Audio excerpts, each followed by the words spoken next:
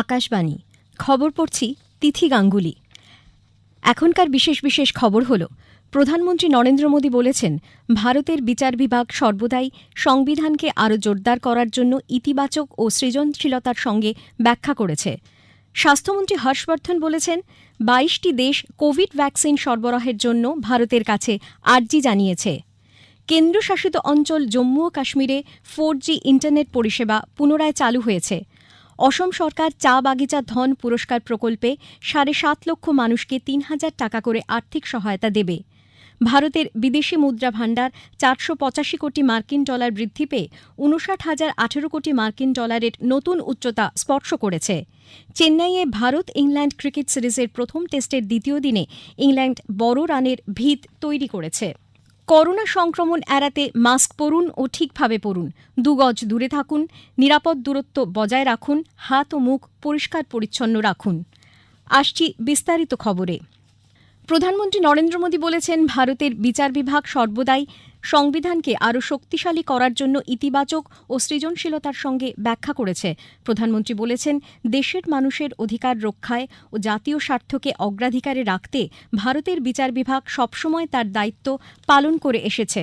প্রধানমন্ত্রী নরেন্দ্র মোদী আজ ভিডিও কনফারেন্সিংয়ের মাধ্যমে গুজরাট হাইকোর্টের হীরক জয়ন্তী অনুষ্ঠানে বক্তব্য রাখেন।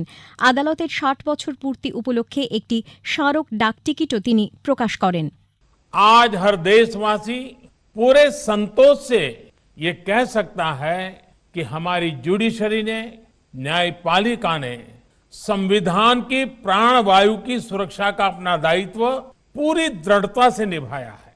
हमारी जुडिशरी ने हमेशा संविधान की रचनात्मक और सकारात्मक व्याख्या करके खुद संविधान को भी मजबूत किया है। देशवासियों के अधिकारों की रक्षा हो, निजी स्वतंत्रता का प्रश्न हो, या ऐसी परिस्थितियां रही हो जब देश हित को सर्वोच्च प्राथमिकता देनी हो, जुडिशरी ने अपने इन दायित्वों को समझा भी है और निभाया भी है। কেন্দ্রীয় আইনমন্ত্রী রবিশঙ্কর প্রসাদ, সুপ্রিম কোর্ট ও গুজরাট হাইকোর্টের বিচারপতিরা আজকের অনুষ্ঠানে যোগ দেন। উপস্থিত ছিলেন গুজরাটের মুখ্যমন্ত্রী বিজয় রূপানী। প্রধানমন্ত্রী নরেন্দ্র মোদী আগামীকাল আসাম ও পশ্চিমবঙ্গ সফর করবেন। আসামের শোনিতপুর জেলার ঢেকিয়াজুলিতে তিনি ২টি হাসপাতালের শিলান্যাস ও অসমমালা কর্মসূচির সূচনা করবেন। এরপর পশ্চিমবঙ্গের হলদিয়ায় গুরুত্বপূর্ণ কয়েকটি পরিকাঠামোগত প্রকল্প জাতির উদ্দেশ্যে উৎসর্গ ও শিলান্যাস করবেন। প্রধানমন্ত্রী ভারত পেট্রোলিয়াম কর্পোরেশন লিমিটেডের তৈরি এলপিজি ইম্পোর্ট টার্মিনালটি জাতির উদ্দেশ্যে উৎসর্গ করবেন। ১১০০ কোটি টাকা ব্যয়ে নির্মিত এই টার্মিনালের বছরে ১০ লক্ষ মেট্রিক টন রান্নার গ্যাস সরবরাহের ক্ষমতা রয়েছে। পশ্চিমবঙ্গ এবং পূর্ব ও উত্তর পূর্ব ভারতের বিভিন্ন রাজ্যে ক্রমবর্ধমান এলপিজির চাহিদা এটি পূরণ করবে ও প্রত্যেক বাড়িতে স্বচ্ছ রান্নার গ্যাস সরবরাহের যে স্বপ্ন প্রধানমন্ত্রীর রয়েছে সেটি এর সাহায্যে বাস্তবায়িত হবে। শ্রী মোদী দোভি দুর্গাপুর প্রাকৃতিক গ্যাস পাইপলাইন সেকশন জাতির উদ্দেশ্যে উৎসর্গ করবেন। ২,৪০০ কোটি টাকা ব্যয়ে নির্মিত এই পাইপলাইন দিয়ে দুর্গাপুরের মেট্রিক্স সার কারখানায় গ্যাস সরবরাহ করা ছাড়াও ঝাড়খণ্ডের সিন্ধ্রিতে HURL সার কারখানার পুনরুজ্জীবন এই প্রকল্পের মাধ্যমে ঘটানো হবে। প্রধানমন্ত্রী ইন্ডিয়ান অয়েল কর্পোরেশনের হলদিয়া পরিশোধনাগারের দ্বিতীয় ক্যাটালিটিক আইসোডি ওয়াক্সিং ইউনিটের শিলান্যাস করবেন। প্রধানমন্ত্রী ৪১ নম্বর জাতীয় সড়কে হলদিয়ার রানীচকের রেললাইনের ওপর ৪ লেনের উড়াল পুলটিও জাতির উদ্দেশ্যে উৎসর্গ করবেন। কেন্দ্রীয় স্বাস্থ্যমন্ত্রী ড হর্ষবর্ধন বলেছেন, ২২টি দেশ ভারতের কাছে কোভিড-১৯ ভ্যাকসিন সরবরাহ করার জন্য আর্জি জানিয়েছে। লোকসভায় গতকাল তিনি জানান, ভারত ১৫টি দেশে ইতিমধ্যে কোভিড ভ্যাকসিন সরবরাহ করেছে। এদিকে ভারত মাত্র ২১ দিনে ৫০ লক্ষ মানুষের দেহে ভ্যাকসিন প্রয়োগ করে বিশ্বের দ্রুততম দেশ হিসেবে সুনাম অর্জন করেছে, যেখানে মার্কিন যুক্তরাষ্ট্রের এই সংখ্যায় পৌঁছতে ২৪ দিন লেগেছে, ব্রিটেনে লেগেছে ৪৩ দিন, ইসরায়েলে লেগেছে ৪৫ দিন। সারা দেশে এখনও পর্যন্ত ৫৪,১৬,০০০-এরও বেশি কর্মী কোভিড ভ্যাকসিন পেয়েছেন। স্বাস্থ্য ও পরিবার কল্যাণ মন্ত্রক জানিয়েছে, গত ২৪ ঘণ্টায় ৪,৫৭,৪০৪ জনের কোভিড টিকাকরণ হয়েছে। এদিকে কোভিড-১৯ থেকে আরোগ্যের হার বেড়ে হয়েছে ৯৭.১৯%। ২৪ ঘণ্টায় সেরে উঠেছেন ১৪,৪৮৮ জন। বিজেপি সর্বভারতীয় সভাপতি জগৎ প্রকাশ নাড্ডা আজ মালদা ও নদিয়ার নবদ্বীপ সফর করছেন। মালদায় দলের আর নয় অন্যায় কর্মসূচিতে তিনি যোগ দেন। মালদায় central institute for sub tropical horticulture কেন্দ্রটিও তিনি ঘুরে দেখেন। নবদ্বীপে পৌঁছে চটির মাঠে এক জনসভায় তিনি যোগ দেবেন। কেন্দ্রশাসিত অঞ্চল জম্মু ও কাশ্মীরে 4G ইন্টারনেট পরিষেবা পুনরায় চালু করা হয়েছে 2019 সালের 5 অগাস্টের পর। এই অঞ্চলে 4G পরিষেবা বন্ধ রাখা হয়েছিল। 2020 সালের 25শে জানুয়ারি 2G নেটওয়ার্ক চালু করা হয়। 2020 সালের 16ই অগাস্ট গান্ডেরবাল ও উধমপুর জেলার পরীক্ষামূলকের ভিত্তিতে high speed mobile data service চালু করা হয়। কেন্দ্রীয় অর্থমন্ত্রী নির্মলা সীতারামন আজ গুয়াহাটিতে তৃতীয় পর্যায়ে চা বাগিচা ধন পুরস্কার মেলায় যোগ দেবেন। চা বাগান প্রকল্পের 7.5 লক্ষ মানুষকে অসম সরকার 3,000 টাকায় আর্থিক সহায়তা দেবে। অনুষ্ঠানে অসমের মুখ্যমন্ত্রী সর্বানন্দ সোনোয়াল ও অর্থমন্ত্রী হিমন্ত বিশ্ব শর্মা উপস্থিত থাকবেন। 2017-18 অর্থবর্ষ থেকে অসম সরকার এই প্রকল্পের রূপায়ণ করে চলেছে। চা বাগানের বাসিন্দাদের 2টি পর্যায়ে 5,000 টাকা দেওয়া হয়েছে। নোট বাতিলের পর অসম সরকার চা বাগিচায় বসবাসরতদের জন্য বাস্তু অ্যাকাউন্ট খোলার উদ্যোগ নিয়েছিল।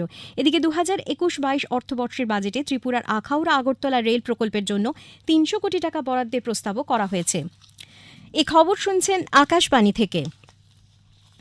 ভারতের বিদেশি মুদ্রা ভাণ্ডার 29শে জানুয়ারি শেষ হওয়া সপ্তাহে 485 কোটি মার্কিন ডলার বৃদ্ধি পেয়ে 59,018 কোটি মার্কিন ডলারের নতুন উচ্চতা স্পর্শ করেছে। সামগ্রিক মুদ্রা ভাণ্ডারের গুরুত্বপূর্ণ অংশ বিদেশি মুদ্রা সম্পদ এফসিএর বৃদ্ধির কারণেই ফোরেক্সের এই ঊর্ধ্বগতি। এফসিএ 503 কোটি ডলার বেড়ে হয়েছে 54,722 কোটি মার্কিন ডলার। তবে আলোচ্য সপ্তাহে সোনার মজুদ ভাণ্ডার 1 কোটি 64 মার্কিন ডলার কমেছে। রিজার্ভ ব্যাংক রেপো রেট 4% এবং রিভার্স রেপো রেট 3.35% অপরিবর্তিত রেখেছে। গতকাল মুম্বাইতে আরবিআই গভর্নর শক্তিকান্ত দাসের নেতৃত্বাধীন ঋণ নীতি কমিটির পর্যালোচনা বৈঠকে এই সিদ্ধান্ত নেওয়া হয়। 2021-22 অর্থবর্ষের সাধারণ বাজেট সংসদে পেশ হওয়ার পর এটি ছিল 6 সদস্যের মুদ্রানীতি কমিটির প্রথম বৈঠক।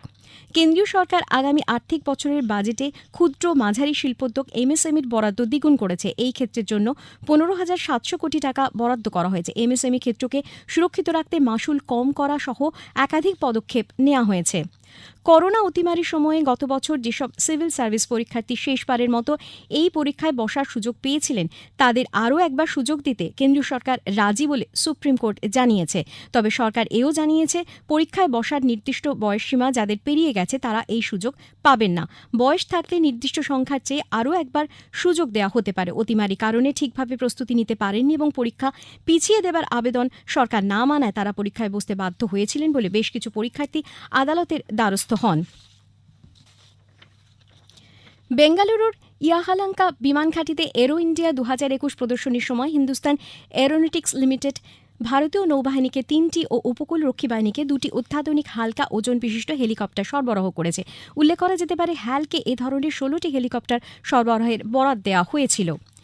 চেন্নাইয়ে ভারত ও ইংল্যান্ডের মধ্যে প্রথম ক্রিকেট টেস্টের দ্বিতীয় দিনে একটু আগে পাওয়া খবর অনুযায়ী ইংল্যান্ড 4 উইকেটে 401 রান করেছে। অধিনায়ক জো রুট গতকালই 100 রান করেন। বর্তমানে 177 রানে তিনি অপরাজিত আছেন।